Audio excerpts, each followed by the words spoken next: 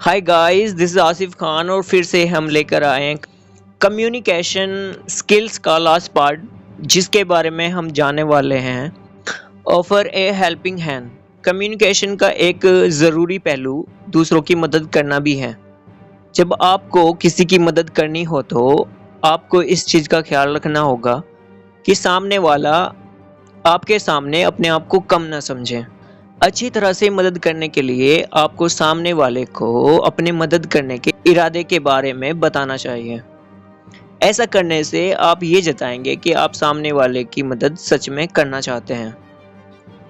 चलो इसे एक एग्जाम्पल से समझते हैं। मिसाल के तौर पर, अगर आपका कोई दोस्त अभी अभी नए घर में शिफ्ट हुआ हो और उसे मदद की ज़रूरत हो, तब आपको उसे ये पूछने के बजाय कि उसे आपकी हेल्प चाहिए या नहीं, आपको ये दिखाना चाहिए कि आप खुद उसकी मदद करना चाहते हैं। सामने वाले को पूछिए कि आप उनके किस काम आ सकते हैं। आपका पॉइंट साफ तौर पर उनके सामने रखें कि आप उनकी मदद किस तरह से करना चाहते हैं। इससे ये दिखाई देगा कि आप उनकी मदद करने में इंटरेस्टेड हैं। मिसाल के तौर पर, अगर आपके किसी दोस्त के घर पर कोई बीमार बच्चा हो तो आप उन्हें ये बोलिए कि आप उनके लिए घर का सामान खरीद कर ला सकते हैं या घर के बाकी कामों को भी कर सकते हैं। न कि ये कि उन्हें जब कभी आपकी मदद चाहिए तो वे आपको कॉल कर सकते हैं। जब भी आप किसी की मदद करने के लिए उनसे पूछते हैं तो आपका मकसद ये होना चाहिए कि आपको सिचुएशन को बदलना है, न कि उस इंसान के कैरेक्टर को। अगर आपका कोई दोस्त लगातार लेट होने की वजह से अपनी जॉब खो देता है तो आपको उसकी नई जॉब तलाश करने में मदद करनी चाहिए, न कि उन्हें उनकी गलतियां गिनाना चाहिए। जब भी आप किसी को पैसे देकर उसकी मदद करते हैं तो आपको ये बात अपने मन में अच्छी तरह सोच लेनी चाहिए कि अलग अलग लोग पैसे लेने को अलग अलग नज़रिए से देखते हैं। इसलिए अगर आपका कोई दोस्त आपसे पैसे लेने से इनकार कर दे तो आपको इसका बुरा बिल्कुल नहीं लगना चाहिए, क्योंकि हो सकता है उनकी सोच में पैसे लेने को अच्छा नहीं समझा जाता हो। आप किसी दूसरी तरह से उसकी मदद कर सकते हैं जिससे उनका पैसे को लेकर तनाव यानी कि फाइनेंशियल बोझ कम हो जाए। तो इस वीडियो से आपने सीखा कि कम्युनिकेशन डेली लाइफ में कितना ज़रूरी है। हम सभी लोग असरदार तरीके से कम्युनिकेट करने की एक नेचुरल काबिलियत के साथ पैदा हुए हैं, लेकिन कभी कभार आपकी परवरिश आपके कम्युनिकेशन में दखल दे सकती है।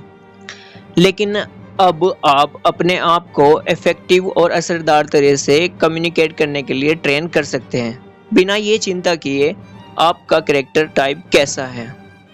तो गाइज, कम्युनिकेशन स्किल्स वाली वीडियो से आपने ये सीखा और ये समझा, जैसे कि पहले पार्ट में मैंने बताया था कि सुनना, लिसनिंग कितना इम्पोर्टेंट पार्ट है कम्युनिकेशन स्किल्स का। और दूसरा जो पार्ट था, लोगों को टोकने से बचना, यानी अवॉइड इंटरप्टिंग।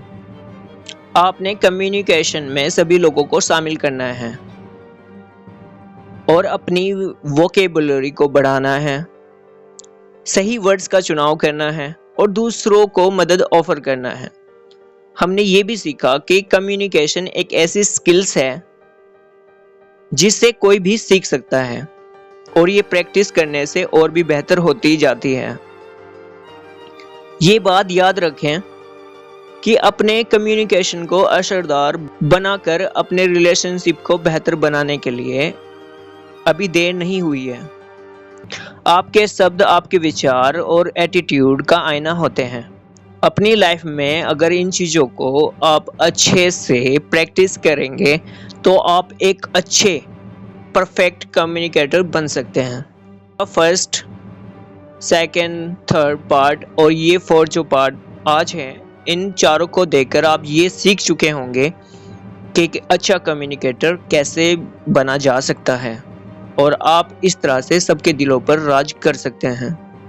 बड़ा ही सिंपल सा है, बस आपको थोड़ा सा पैसेंस रखकर बात करनी होगी, थोड़ा सा सोच समझकर बोलना होगा और थोड़ा सा एक्स्ट्रा ऑर्डिनरी बनकर रहना होगा।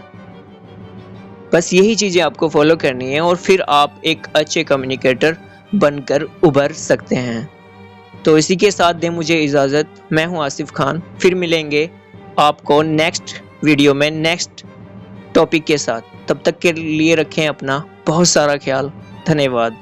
Thanks for watching.